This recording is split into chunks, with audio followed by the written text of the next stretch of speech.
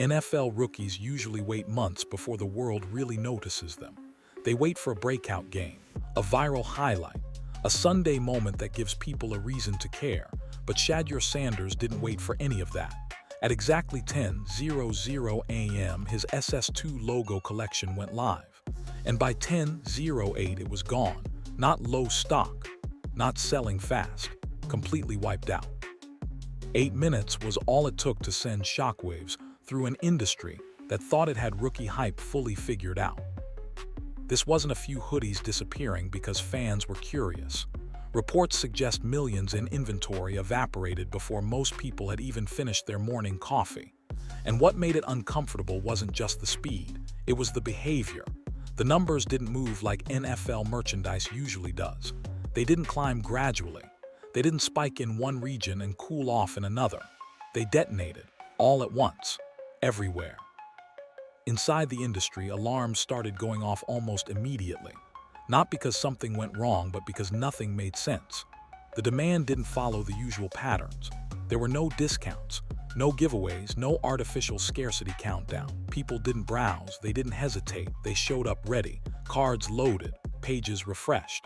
Buy buttons clicked with 0-second thoughts. That kind of conviction is rare, and it's not something football merch usually generates. That's when the real questions started forming. How does a rookie, before proving anything on Sundays, move product faster than established superstars?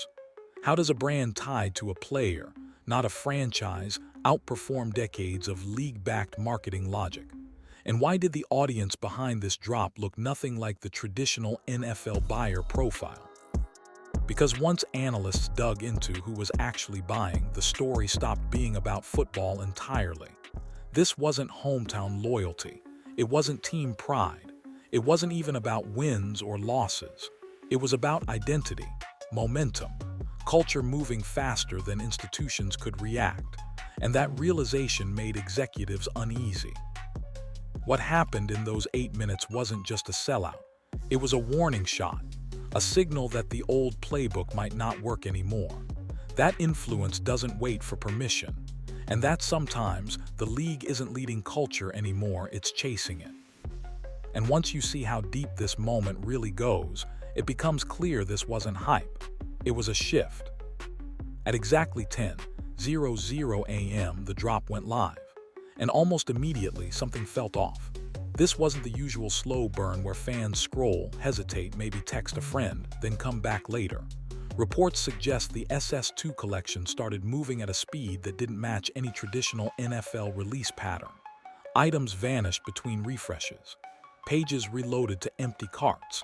By the time some buyers tried to grab a second piece, it was already gone. By 10:08 a.m., everything had disappeared. What made this moment so jarring wasn't just how fast it ended. It was how completely it ended. According to insiders, Nike had stocked warehouses expecting weeks of steady demand. The kind you normally see when a first-year player slowly introduces himself to the market. Instead, inventory that was calibrated for extended release windows was wiped out almost instantly. Internal systems reportedly flagged the activity, not because of bots or glitches, but because the pace of purchasing didn't align with reality as they understood it. This wasn't demand climbing, it was demand exploding. And here's the part that caught executives off guard. There were no gimmicks driving it, no viral countdown stunt, no heavy influencer push flooding timelines, no panic discounts. Fans showed up ready. The energy wasn't curiosity, it was urgency. People weren't clicking to check it out. They were clicking to secure it, like missing out wasn't an option. That behavior triggered an uncomfortable comparison inside the industry. Analysts began whispering that the sell-through velocity didn't resemble football merchandise at all. It looked more like limited sneaker drops, the kind that crash sites and vanish before casual shoppers even realize something happened. That comparison matters, because sneaker culture operates on scarcity, status, and identity. NFL merch usually doesn't. And that's when the realization started to settle in. This wasn't about a team logo. It wasn't about Sunday performance. It wasn't even about football yet. The product was moving like a cultural item, not a sports one. And once that line gets crossed, everything changes. But the biggest surprise wasn't the speed. It was who was actually driving it.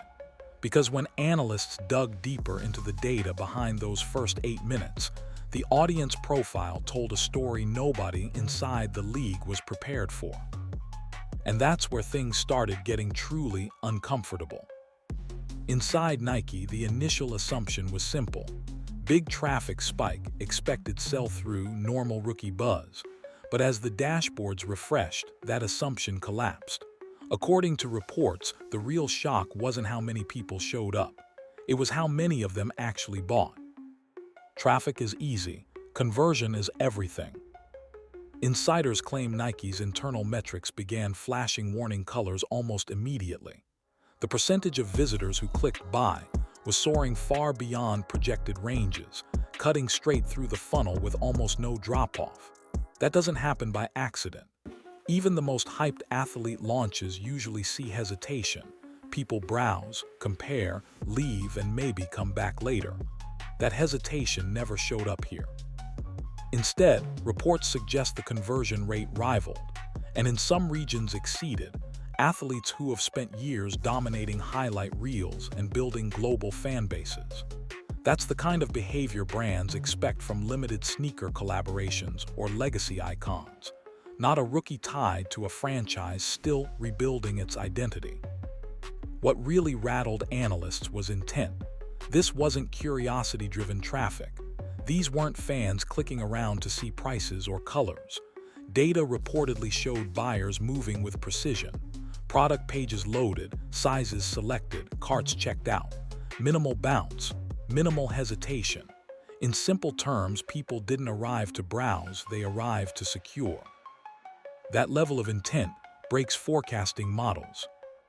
Behind the scenes, logistics systems built to pace inventory over days suddenly found themselves emptied in hours. Warehouses calibrated for staggered demand reportedly cleared before automated adjustment protocols could even activate. Regional dashboards lit up out of sequence. Markets that weren't supposed to peak until later were already tapped out. Before some time zones even woke up, the product was gone. According to industry chatter, this forced Nike to confront a hard truth in real time. Their algorithms weren't malfunctioning. Their assumptions were. Those systems were built around traditional NFL buyers, team-first loyalty, regional spikes, gradual adoption. But this drop followed none of those rules. The demand wasn't behaving like football merchandise. It was behaving like culture. That realization carried weight far beyond one launch. Because when conversion rates spike this cleanly, it means belief already exists. You can't manufacture that overnight. No marketing blitz can fake it. It only happens when an audience feels personally connected to what they're buying. And once executives realized the conversion problem wasn't a glitch, but a signal, the mood reportedly shifted fast. This wasn't a successful rookie drop anymore. It was a data anomaly forcing the company to rethink how influence is identified and how early it can hit. But even that wasn't the most unsettling part. Because once analysts broke down who was converting at that rate, the entire NFL merchandise playbook started to look outdated. As the numbers kept climbing, the tone inside Nike reportedly changed fast. What began as confusion turned into urgency. This wasn't a post-launch review scheduled for later in the week. According to industry chatter, leadership pulled together an emergency meeting almost immediately, trying to understand how a routine rookie release had spiraled into a logistical firestorm. And the mood wasn't celebration, it was disbelief. Forecasts were wrong, supply timelines were shattered, and the data refused to slow down. Sources claim executives were glued to live dashboards, watching inventory vanish in real time with no mechanism left to control the pace. Selling out sounds like success from the outside. Inside a corporation, moving too much product too fast is chaos. What really raised eyebrows was how high the concern traveled. Multiple reports suggest Phil Knight himself allegedly became involved, pressing for answers on how demand could spiral so far outside expectations. When a company founder is personally asking about supply chain failures, this isn't just a hot sales day. It's a system-level shock. Finance teams were reportedly just as stunned. CFO Matthew Friend was said to be tracking revenue figures that didn't align with any historical NFL comparison. Pricing models collapsed. Demand curves flattened instantly.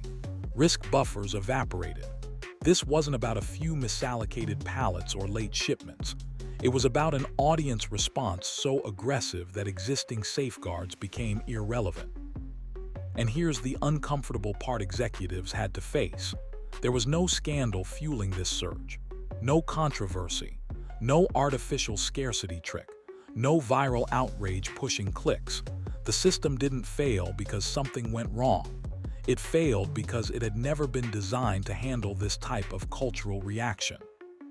Nike's internal infrastructure was built around control, packing releases, managing hype, smoothing demand across regions. This moment ignored all of it. The energy didn't move like marketing. It moved like momentum. As reports circulated, leadership had to confront a bigger issue. If this kind of reaction could happen before a rookie had even proven himself on Sundays, what did that mean for every future launch tied to performance-based expectations? That's when the realization reportedly set in. This wasn't an anomaly to correct. It was a signal that the old models were outdated. The traditional ladder, play well, gain attention, sell merch, was being skipped entirely. And once executives understood that their systems weren't broken, just obsolete, the situation became even more uncomfortable. Because if this wasn't a one-off, then it meant something deeper was shifting under the industry's feet. But the biggest shock was still ahead. Because the more analysts studied the data, the clearer it became that this surge wasn't being driven by the audience Nike thought they were selling to at all. As analysts dug deeper into the data, the situation grew even more unsettling. The problem wasn't volume anymore. It was who was responsible for it. According to reports, the audience driving this surge didn't match Nike's traditional NFL buyer profile in any meaningful way. For decades, football merchandise has followed a predictable pattern. Older, team-loyal fans, regional spikes tied to cities, purchases centered around jerseys, helmets, and Sundays. But this drop ignored all of that. Internal breakdowns reportedly showed a heavy concentration of Gen Z buyers, a demographic that historically scrolls right past football merch without stopping. That alone was disruptive. But what truly rattled executives was the composition of that group. Industry chatter suggests nearly half of the buyers were women, a figure that allegedly shattered internal benchmarks for football-related releases. This wasn't being purchased as sports equipment or game day apparel. It was being adopted as lifestyle wear. Style first, identity second, sports somewhere far down the list. That shift changes everything. When a product stops relying on team allegiance and starts functioning as a cultural signal, demand behaves differently. It moves faster, it spreads wider, and it doesn't wait for wins or standings to validate itself. Buyers weren't asking where the team ranked or how many snaps had been played. They were responding to confidence, presence, and momentum. Then came the international layer. Reports suggest traffic poured in from Europe and parts of Asia at levels usually reserved for global sneaker collaborations. Time zones didn't slow it down. Geography didn't dilute it. That kind of behavior simply doesn't happen with traditional NFL merchandise. It happens with artists, creators, and cultural figures whose relevance travels instantly. Insiders began drawing comparisons that made league executives uncomfortable. The sell-through patterns didn't resemble football launches at all. They looked closer to Travis Scott sneaker drops or music-driven collaborations, where culture moves faster than institutions can react. And that's when the realization landed. This wasn't a football product pretending to be fashionable. It was a cultural product wearing a football label. People weren't buying into a season.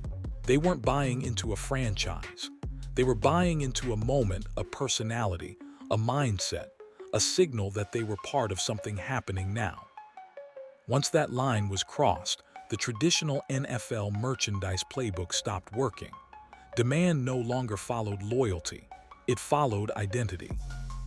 And when identity drives the purchase, the usual rules collapse. That insight forced a quiet reckoning behind closed doors. Because if this audience could be captured before a rookie ever proved himself on the field, then the league's entire understanding of influence was already outdated. But the data had one more surprise left. Because when analysts traced why this audience connected so quickly, it all led back to something deceptively simple, a symbol that carried far more weight than anyone expected. At the center of everything was something that looked simple on the surface, but carried far more weight than anyone expected: the logo. According to reports, Nike's design team didn't approach the SS mark like a standard athlete brand. This wasn't just about slapping initials on fabric and calling it a day. Insiders claim more than a dozen variations were explored before anything was finalized, each one tested for how it felt, not just how it looked. The goal wasn't loud, it wasn't flashy, it was authority without explanation. The final design, interlocking S elements paired with subtle crown symbolism, didn't scream for attention, it implied it. Quiet confidence, ownership, a presence that didn't need permission. That restraint is what made it dangerous. People didn't feel marketed to, they felt invited. And once the drop went live, the symbol escaped the product page almost immediately. Within days, the logo reportedly began surfacing organically across social platforms. TikTok clips, Instagram posts, music videos, not as ads, not as promotions, just there, worn naturally, shared casually, adopted without instruction. That kind of spread can't be forced. It either happens or it doesn't. This is where the shift became undeniable. Fans weren't buying cotton and ink. They were buying meaning. The crown wasn't interpreted as royalty in the traditional sense. It became shorthand for ambition, self-belief, the idea that you don't have to wait your turn to matter. That message resonated far beyond football. Once a logo crosses that line, it stops behaving like merchandise. It becomes a badge. Something people wear to express how they see themselves, not who they cheer for. At that point, team colors don't matter. Records don't matter. Draft position doesn't matter. The product becomes portable identity. That's what caught Nike off guard. This wasn't a hot design riding a hype wave. It was a symbol carrying cultural weight, and symbols move differently. They spread faster than campaigns. They outlive seasons, and they don't need constant explanation to survive. Insiders reportedly realized that the logo wasn't just amplifying demand, it was creating it. People weren't waiting to see highlights before buying in. The logo was the highlight. The message landed before the stats ever could. And that realization carried serious implications. Because if a rookie could generate this level of attachment through symbolism alone, it meant future athlete branding would no longer be judged purely on performance metrics. Meaning would matter just as much as production. And once brands understood that this symbol wasn't just selling product but shaping perception, attention shifted quickly. Because Nike wasn't the only company watching. Across the industry, rival brands were already reacting, quietly pulling meetings, rerunning projections, and asking the same uncomfortable question: who did we miss next? Once the sales figures started circulating internally, the shock didn't stay contained at Nike for long. According to industry chatter, rival brands went into quiet damage control mode almost immediately. Emergency meetings were reportedly called. Forecast models were pulled up. Comparisons were made. And what executives saw didn't sit well. This wasn't just a strong rookie launch. It was a timeline problem. For decades, the playbook was simple.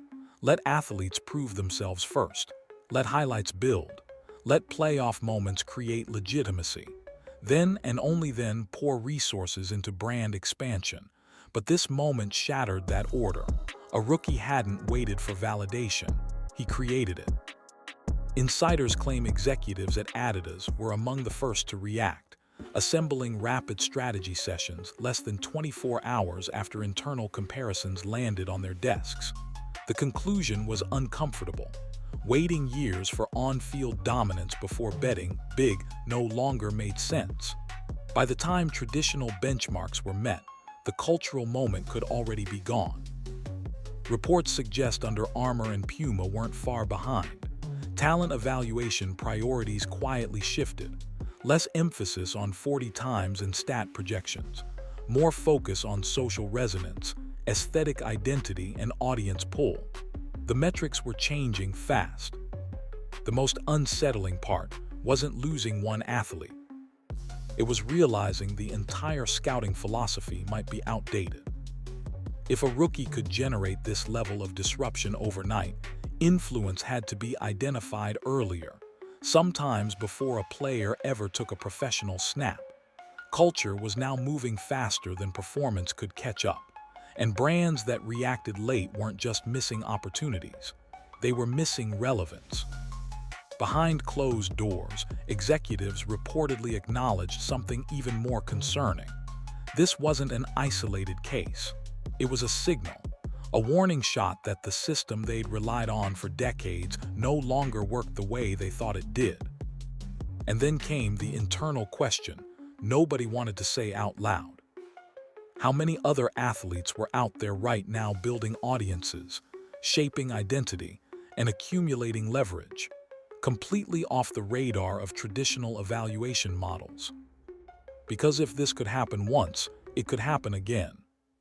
And the next time, the window might close even faster. What made this moment especially dangerous was how quietly it unfolded. There was no scandal, no controversy forcing attention, no manufactured outrage cycle. This was pure demand, driven by belief and timing, the kind of momentum that doesn't ask for permission and doesn't wait for approval. By the time rival brands realized what had happened, the damage was already done. They weren't reacting to success. They were reacting to irrelevance. And as executives scrambled to adjust strategy, one reality became impossible to ignore. The power dynamic had shifted, and it wasn't shifting back anytime soon. But as chaotic as the industry response was, another layer of tension was forming behind the scenes, one that could reshape how rookie deals are structured moving forward. Because when value arrives this fast, contracts start to feel very outdated. As the dust settled from the sellout, a quieter conversation reportedly began taking shape behind closed doors. Not public, not official, but unavoidable. According to industry speculation, the original agreements surrounding Shedeur Sanders were never designed for this level of immediate impact. Rookie deals are usually built around patience, gradual growth, delayed leverage, controlled upside. This moment bulldozed straight through that logic. Reports suggest internal discussions started far earlier than expected. Bonus triggers that were supposed to activate over time may have been hit almost instantly. Financial teams were reportedly forced to revisit projections they never imagined revisiting this soon. It wasn't panic in the traditional sense, it was recalibration under pressure. What makes this moment significant is just the money. It's the leverage shift. Traditionally, rookies have almost no power at the table. They wait, they prove themselves, they accept the structure they're given. But rumors suggest this drop changed that dynamic overnight. When a player generates revenue at a level comparable to established superstars, value stops being theoretical. It becomes measurable, immediate, impossible to ignore. It's important to be clear here. None of this has been publicly confirmed, but the buzz alone tells you something fundamental is changing. Brands and athletes may be entering an era where cultural impact accelerates negotiations faster than on-field resumes ever could. The timeline is compressing. And that compression creates tension. Because once one rookie demonstrates this level of influence, others will follow. Future prospects are watching closely. Agents are watching. Front offices are watching. The blueprint is being studied in real time. If cultural gravity can be proven early, waiting years for leverage suddenly feels unnecessary. That's the part that unsettles executives. Contracts are built on predictability. This moment introduced volatility. If influence can spike overnight, traditional rookie frameworks start to look outdated. And once those frameworks crack, renegotiation becomes inevitable, not because of demands, but because reality no longer fits the structure. This isn't about entitlement. It's about alignment. When revenue, attention, and audience show up before the league expects them to, the system has to adapt or fall behind. And adaptation rarely happens quietly. The real question is whether this moment was unprecedented. It's whether it's repeatable. Because if performance on the field even partially matches the momentum off it, this won't be remembered as a lucky launch. It'll be remembered as the point where rookie leverage officially arrived early. And once that door opens, it doesn't close. Which brings us to the most important question of all: was this just hype, or is it built to last? That answer determines whether this was noise, or the beginning of a permanent shift. What just happened wasn't a lucky spike or a hype-driven anomaly. It was a warning shot. The old system was built on patience, hierarchy, and permission. Prove yourself first, matter later. But this moment shattered that order. Shedeur Sanders didn't wait for Sundays to define his value. He built belief early, and belief converted faster than the league could react. For brands, the message is clear. Culture no longer waits for validation. Influence is happening in real time, and by the time traditional metrics catch up, the moment may already be gone. Supply chains, contracts, and scouting models weren't broken, they were outdated. For athletes, the lesson is even louder. You don't need permission to matter. Identity, authenticity, and audience now move markets before stats ever can. If performance keeps pace, this won't be remembered as a viral rookie moment. It'll be remembered as the point where sports marketing officially crossed into a new era, one where power shifted early, quietly, and permanently.